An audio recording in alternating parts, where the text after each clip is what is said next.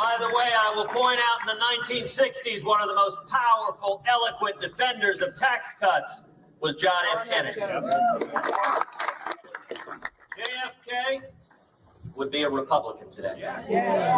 Hey everybody, Johnny the Queer POTUS here today, and we're going to be discussing a topic that has been on my mind. It's been a question and a comment that I've heard from a lot of conservatives and even some Democrats that John F. Kennedy, if he were alive today, would be a Republican. Is it true? Would JFK be a Republican today? And to help us answer that question, we are going to be joined by Larry Elder, and he seems to be pretty convinced that if JFK were alive today, he would 100% be a Republican. He believed a strong military was the best guarantor of peace. He explained that cutting taxes was the best way to grow the economy. He firmly opposed racial quotas and was horrified by the idea of unrestricted abortions. But while the Kennedy name is still revered by the Democrats today, the policies he espoused are not. To be sure, John F. Kennedy was a more conservative Democrat, but there is plenty of room in the Democratic Party for conservatives. I mean, Joe Manchin is doing pretty well right now in the Republican Party. Kristen Sinema. I'm not sure that JFK would be holding up Democratic Party legislation the way that they are, but he would be more ideologically aligned with the conservative Democrats. On the other hand, he was a big fan of Lincoln, who said, "I will embrace new views as they appear to be true views." JFK was always willing to hear out new ideas, and we'll see that throughout his presidency, JFK is often changing tactics and changing his opinions. The only thing I think would stop JFK from being a heavy hitter in the Democratic Party today, or even a participant, was his sexual escapades. They make Bill Clinton look like a choir boy. And I think that JFK would have likely been experiencing some form of Me Too, probably would have to step down from the Democratic Party. Maybe he would come back as a Republican at that point. So we can't know if John F. Kennedy would be a Republican or a Democrat today, but we can examine which party best represents JFK's ideas. Was John F. Kennedy more of a liberal or a conservative? And we have three propositions here that we will use to examine this case. One is JFK was fiscally conservative, that he supported tax cuts. Number two, JFK was pro-military. Number three, JFK was anti-socialism or anti-communism. So we're going to start with taxes, which is the area that I think that the case for Kennedy the conservative is the strongest. On taxes, Kennedy was an ardent proponent of across-the-board tax cuts, believing that more cash in the hands of all Americans, including the so-called wealthy, and a lighter footprint from the IRS would grow the economy.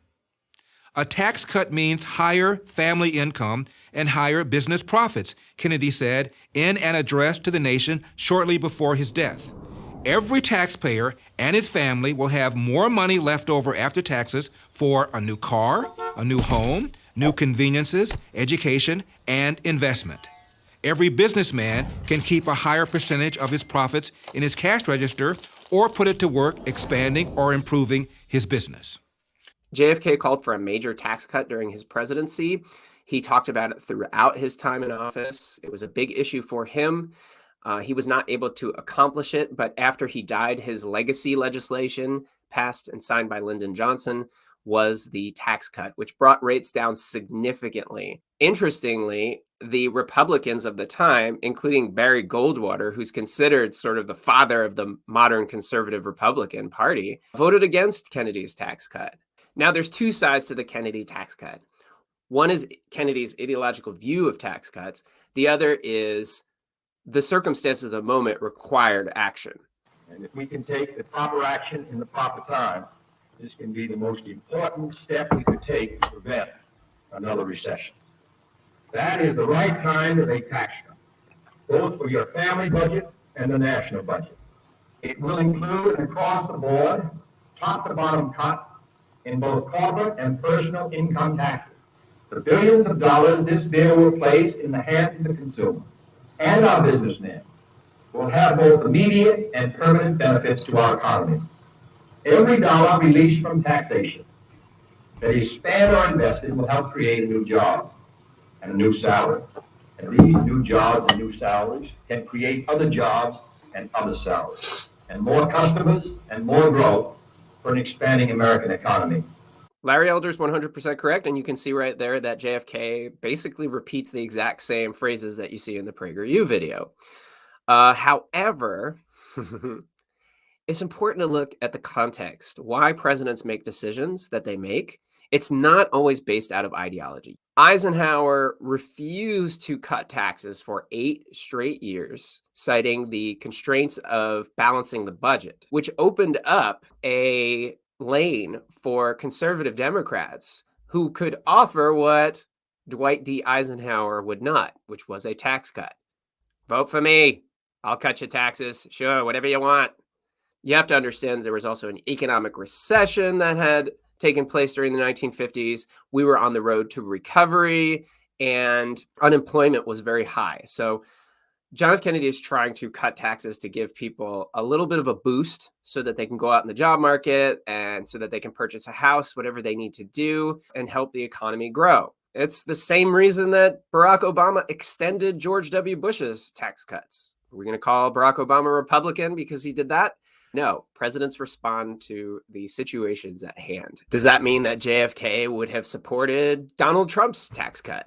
Well, he kind of cut taxes for a similar reason to Donald Trump. He said that the economy was stable and that this was the best time to cut taxes. And the economy was very stable when Donald Trump cut taxes. But I think a big difference between the Trump tax cut and the Kennedy tax cut is that, one, taxes were way, way higher when Kennedy cut them. They are extremely low now. The other thing is that Trump cut taxes for the corporations and the wealthiest to a much larger degree than he cut for the lowest earners. Kennedy, on the other hand, cut across the board for everybody, trying to increase social mobility, even for the people at the bottom of the ladder. So there is a liberalism inside of why JFK wants to cut taxes at that particular moment in history.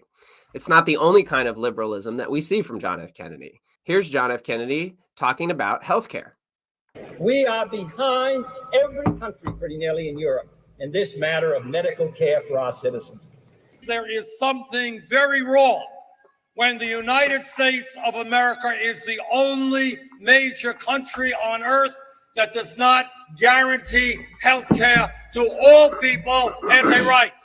And those who say that what we are now talking about spoils our great pioneer heritage should remember that the West was settled with 2 great actions by the national government.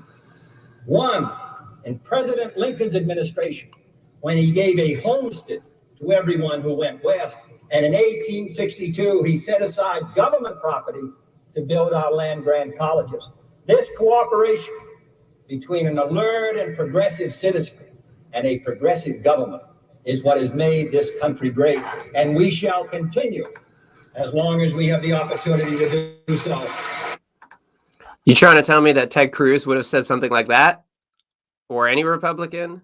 I doubt that any Republican would get out in the stump and start cheering the federal government and its expenditures. It sounds a little bit like JFK is sort of making the reverse case that Abraham Lincoln, if he were alive in 1960, would be a Democrat, but I wouldn't agree with that either. Moving on now to Proposition 2, JFK was very pro-military, which somehow that's supposed to be a strictly Republican point of view. I don't see it so much, but let's get into it. On foreign policy, Kennedy was very firm about his red lines. When the Soviet Union built missile sites in Cuba, leading to what is known as the Cuban Missile Crisis, Kennedy threatened a decisive military response. The Soviet Union backed down.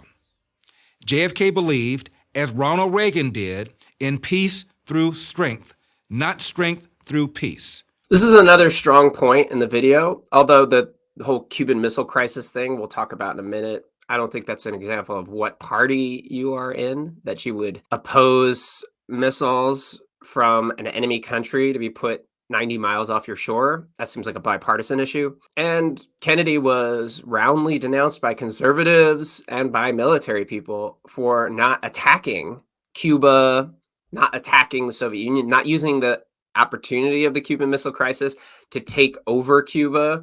But it's not just conservatives who point out JFK's hawkishness. So one of the reasons why JFK is so often viewed as a liberal, especially in his time, has to do with his suaveness, his celebrity status, his youth, his inspirational speaking. And it also has to do with the company he keeps. At the White House, he is often inviting intellectuals, liberals, homosexuals into his company, including Gore Vidal, who was his wife's cousin. And you can see him there with Tennessee Williams. There's a lot of gay energy in this photo, right?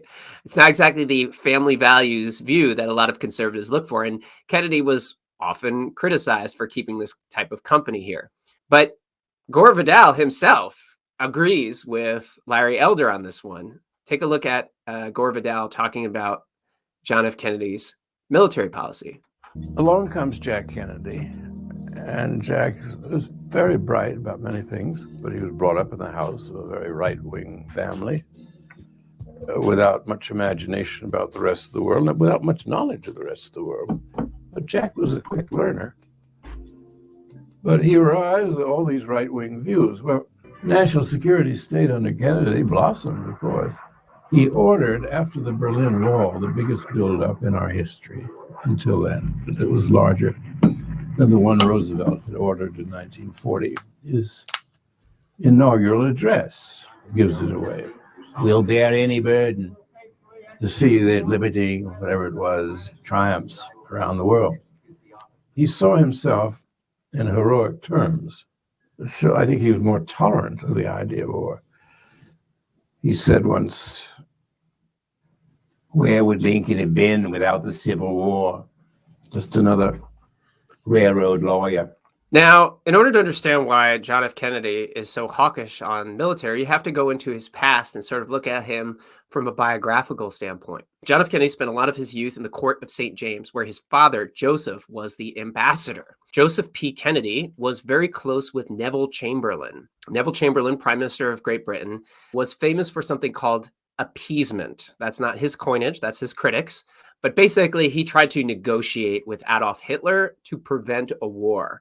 And he famously came back from a meeting with Hitler brandishing a piece of paper. "We'll have peace in our time." And Joseph P. Kennedy, American ambassador to Great Britain, was very supportive of Neville Chamberlain, very supportive of negotiating with Hitler. In the aftermath of World War II, in which John F. Kennedy served as a PT boat captain, Kennedy is going to spend the rest of his career trying to get out of the shadow of his father, out of the shame his father has to carry with him for the rest of his life. So JFK will compensate for this throughout his life. He'll write a book called Why England Slept, basically excoriating the leadership of Great Britain for not being sufficiently aggressive against Hitler. The stain of his father's actions with Hitler will follow JFK all the way up to the last second of his life, as he's riding past the book depository with a bullet already in his throat and another one about to hit the side of his head. A young man was standing on the sidewalk with a black umbrella. Neville Chamberlain was famous for holding these black umbrellas. He was protesting John F. Kennedy's father for appeasement. It could have been one of the very last things that JFK saw in his entire life. So that should give you some, in a poetic way, sense of why JFK believed so strongly that the United States should have peace through strength, and that we should be aggressive when we see that there are problems abroad. In his father's day, it'll be the threat of the expansion of Nazism over the world. In Kennedy's day, it'll be the threat of the expansion of communism all over the world. Now, Kennedy's going to be a bit out of step with the previous administration. Dwight D. Eisenhower turns out to be a much more dovish presence than people realize. Now, of course, the military-industrial complex blossoms under his leadership, but towards the end of his presidency, he's starting to talk about how military spending is taking money away from people who need it. Every gun that is made, every warship launched, every rocket fired signifies, in the final sense, a theft from those who hunger and are not fed. This is a very left-wing talking point that you're not going to hear from JFK. So JFK is significantly more conservative on the military than his predecessor. As a senator, JFK will oppose Eisenhower's cuts to military spending, and Kennedy will even claim that there is a growing missile gap between the Soviet Union and the United States when he runs for president in 1960. Now, a big reason why Kennedy thinks this way, it's not because he wishes he was a Republican. It's because it's a mix of two things. It's Wilsonianism, the Wilson idea that we have to go out into the world and spread democracy, and also the World War II generation mentality, where the United States is sort of the bringers of order and the guarantors of free trade around the globe. And we can hear echoes of this mentality in his inaugural address. Let the word go forth from this time and place to friend and foe alike that the torch has been passed to a new generation of Americans born in this century, tempered by war, disciplined by a hard and bitter peace, proud of our ancient heritage, and unwilling to witness or permit the slow undoing of those human rights to which this nation has always been committed. Now, JFK came into the office with a lot of confidence, and that confidence was quickly dashed by his experience. And so his opinion and his attitudes are going to change over time. First, there's the failed invasion of Cuba, the Bay of Pigs. Then there is the Cuban Missile Crisis, where there's an almost nuclear showdown between the United States and the Soviet Union. During that period, JFK's military advisors are urging him to attack Cuba and take it over. And JFK is actually shocked by how eager the military brass is to just jump headlong into a nuclear war. In fact, he says to one advisor, "The whole idea of a nuclear war is to kill the bastards. At the end of the nuclear war, if there are 2 Americans and 1 Russian, we win." So he became very nervous about nuclear war, similar to Ronald Reagan, who also came in strong on defense. And he did raise defense budget, but he ended up finishing his presidency in a very dovish fashion, coming friendly with the Soviet Union. JFK will also start to advocate for negotiating with the Soviet Union. As Americans, we find communism profoundly repugnant as a negation of personal freedom and dignity. But we can still hail the Russian people for their many achievements in science and space, in economic and industrial growth, in culture, in acts of courage. Among the many traits the peoples of our 2 countries have in common, none is stronger than our mutual abhorrence of war. Almost unique among the major world powers, we have never been at war with each other. Today, should total war ever break out again, no matter how, our 2 countries will be the primary target. It is an ironic but accurate fact that the 2 strongest powers are the 2 in the most danger of devastation. And even in the Cold War, which brings burdens and dangers to so many countries, including this nation's closest allies, our 2 countries bear the heaviest burdens. For we are both devoting massive sums of money to weapons that could be better devoted to combat ignorance, poverty, and disease. Of course, in that clip that you just saw, he's talking to students at American University, which is a school that churns out diplomats. So he's not going to go in there and say, "Go kill them, cut their throats." In another speech, when JFK is in Berlin, he is going to say the exact opposite, that we can't work with the communists. There are some who say that communism is the wave of the future. Let them come to Berlin. And there are even a few who say that it's true that communism is an evil system, but it permits us to make economic progress. Lass sie nach Berlin kommen. Let them come to Berlin. But we can still hail the Russian people for their many achievements in economic and industrial growth. So again, we cannot just go by JFK's speeches to understand what his actions are going to be. But rest assured, the fact that Kennedy didn't just blow up Cuba, for a lot of conservatives, showed weakness and showed liberalism, and he was accused of these things by conservatives of his day. That being said, I largely agree with Larry Elder that JFK would be a kind of a George W. Bush Republican. Kennedy does massively increase the military budget, and he expands the war against communism into Southeast Asia. Successor Johnson would expand that war. So both of them were very, very anti-Soviet Union and anti-communist. Does that make them both Republicans? Lyndon Johnson being a Republican? What do you think? Maybe Prager, you should make a video like that. There are plenty of Democrats who are pro-military. Jimmy Carter expanded the military budget during his presidency by about 5% each year and considered it one of his proudest achievements. In fact, all the presidents have expanded the military budget. Sometimes they cut the rate of expansion of the military budget, but that budget always going up no matter who is in the Oval Office. Of course, it's always very circumstantial. Obama was increasing the military budget up until 2011 after we captured Osama bin Laden, and then you start to see the military spending go down year by year.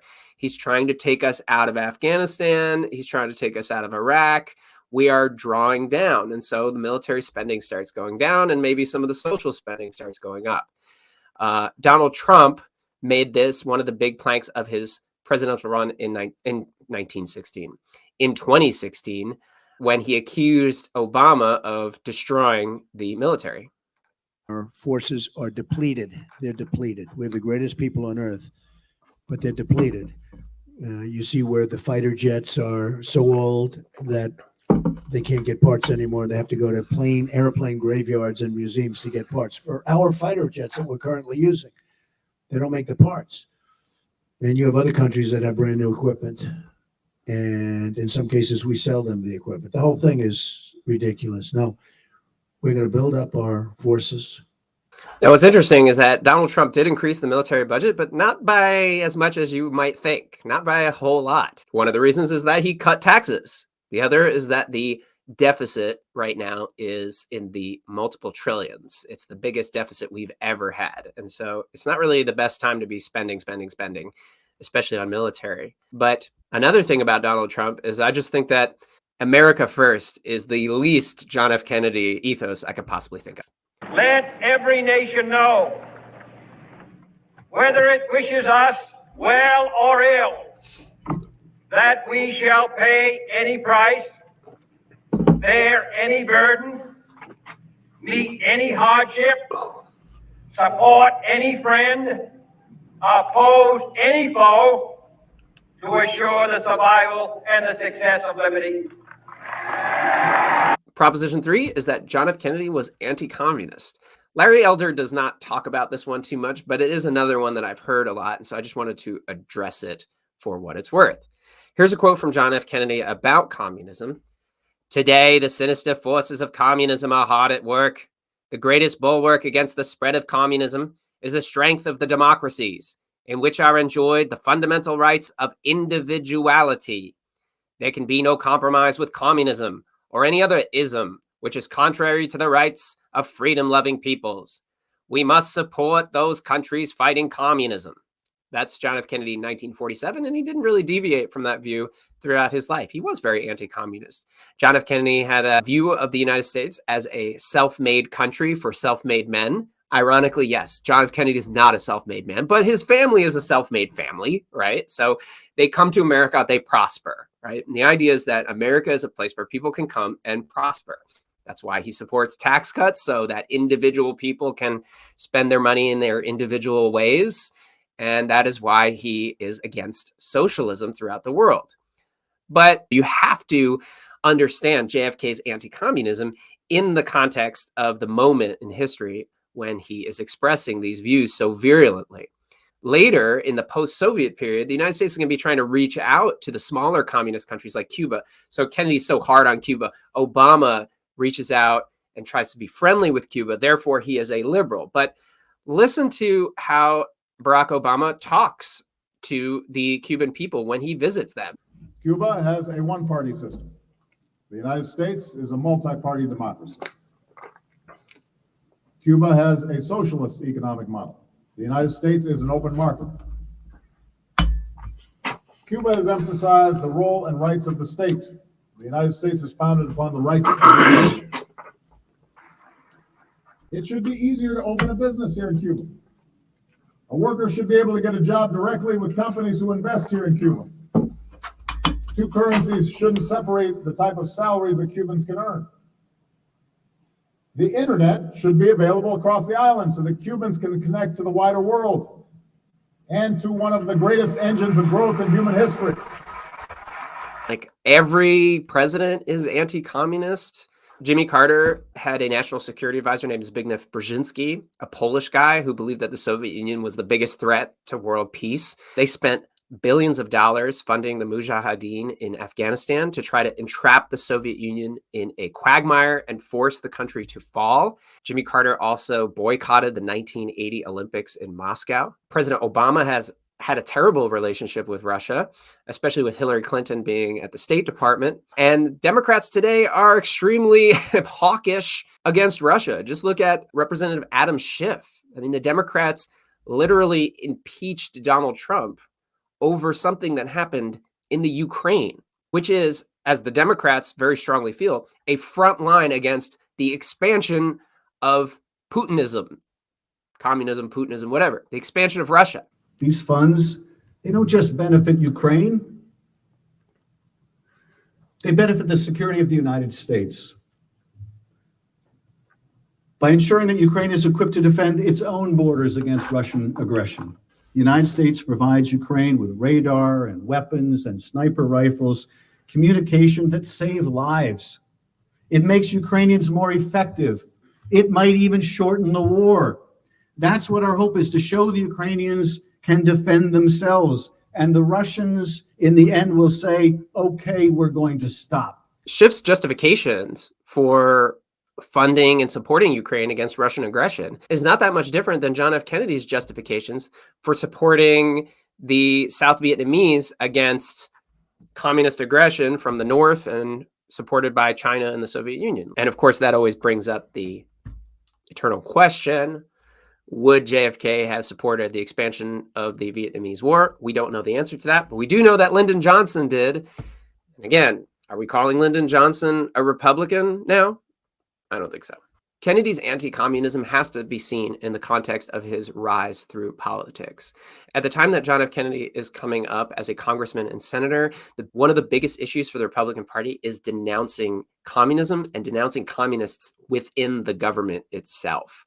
Richard Nixon gets elected by denouncing his opponents as secret communists. He calls for the removal of communists from the State Department and even manages to get Alger Hiss, a State Department official, thrown in jail. And Richard Nixon was only one of many Republicans who engaged in this kind of behavior, the most famous of which was Joseph McCarthy, who claimed that there were hundreds of communists in the State Department, and he tried to root them all out. McCarthy was actually very close friends with the Kennedy family, and Robert Kennedy had worked for Joseph McCarthy. So the Kennedys understood the consequences of not being seen as sufficiently anti-communist, and this has a big effect on why JFK is such an anti-communist. He is always trying to outdo the Republicans. When the Republicans say, you're weak, he's going to say, no, we're strong. When the Republicans will say, you're weak on defense, he'll say, we're strong on defense. When the Republicans say, you're raising taxes, he say, well, cut taxes. And when the Republicans say, you guys are sympathetic to communism or even communist yourself, he'll say, no, I'm the most anti-communist person. JFK's run for president in 1960 will be one of the most anti-communist campaigns in the history of the country. And it has a lot to do with trying to outflank his opponent, Richard Nixon. We're often talking about Republicans. Trump just beat the Democrats from the left. Well, sometimes the Democrats try to beat the Republicans from the right.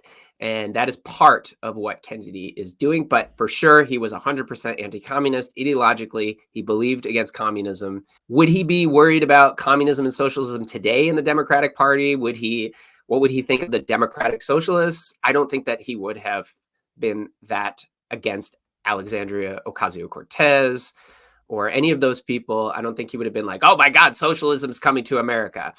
He would have viewed that for what it was in his time, which was a tactic that the Republican Party uses to denounce Democrats and to try to beat them in elections. And so he would be one of these people who would say, no, the Democratic Party is the most anti-communist party. In fact, I support sanctions against Venezuela. I support sanctions against North Korea. In fact, President Trump has been weak on North Korea. He's starting to get the idea. So I just don't buy that he would be a Republican for those reasons. But I do agree with Larry Elder that a lot of the things that JFK believed in are conservative principles. And in fact, I would say that the president who reminds me most of JFK is probably Ronald Reagan, not just for the glamour and everything and the celebrity status, but also both of them cut taxes. Both of them raised military spending. JFK is kind of running a form of Reaganomics. The only difference is that Reagan is going to try to cut social programs, and he's not really going to give a crap about balancing the budget. JFK is going to worry about keeping the budget balanced. He is going to worry about the deficit, and the deficit's not going to go up that much during his presidency. The deficit will start going up later after Lyndon Johnson's social programs start to go into effect. At that point in the 1980s, he may have called for cutting some of social spending the way that Ronald Reagan did. So they may have had that similarity. But they both came in as hawks on the Soviet Union, and they both, at the end of their presidencies, were trying to peacefully and constructively work with the Soviet Union because of their fear of nuclear war. So I would say that those two presidents are extremely similar, but I don't think that would mean that JFK would switch parties.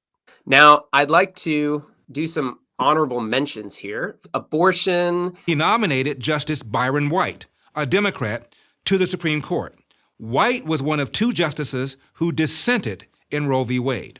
The PragerU video brings up the example that John Kennedy put a pro-life judge on the court, but it wasn't but 10 years after that Roe v. Wade actually came up. So it's another example of an issue that doesn't really have a whole lot of currency in his time. I think that JFK was probably pro-life. He was Catholic. He was very religious. But I could also see a 1970s John F. Kennedy after Roe v. Wade coming out and saying, of course, personally, I do not believe that abortion is very good, but I do believe that a woman ought to have the right to choose the future for her family. You know, you can imagine JFK figuring out a way to make that work with his philosophy. Besides, you know, chances are JFK had a few abortions in his past. I don't know, maybe. I mean, let's be honest. As far as Black Lives Matter, that was the other one that brought up, that he would be very much against the woke politics, the identity politics, the reverse racism of Black Lives Matter. Yeah, I mean, I think that he would find a lot of the things that Black Lives Matter advocates for to be subversive, to be socialistic in nature. But if he were president during the time when Black Lives Matter riots were taking place, I think he would have been like any other Democrat and said, we condemn riots and looting, but we understand the frustration of the people. And he would have probably tried to work with Black leaders to direct the energy of Black Lives Matter towards something a little less radical, which is basically what the Democratic Party did once Donald Trump was gone. When Donald Trump was in office, they were, of course, stoking the fires as much as they could. But that's very typical in politics, you know? Ideology does not always guide their decisions.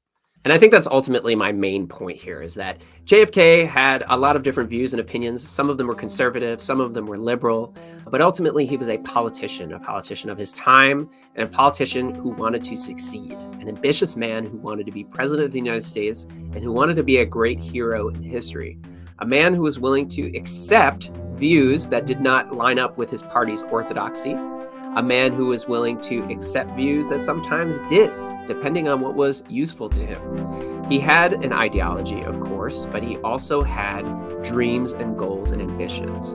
And so would John F. Kennedy be a Republican or a Democrat today? I agree 100% with Larry Elder. It's impossible to know, of course. So thank you very much for taking the time to watch this video today. I hope it was informative for you. Please remember to like, subscribe to the channel, leave a comment below. Tell me what you think. Would JFK be a Republican today or a Democrat? I love to hear comments that completely trash, tear down, and rebut everything I say in the video, because I believe that history should be a discussion, not just you listening to me and then go out and repeat what I say, right? So thanks again, and I hope to see you soon here on the channel. Have a wonderful day.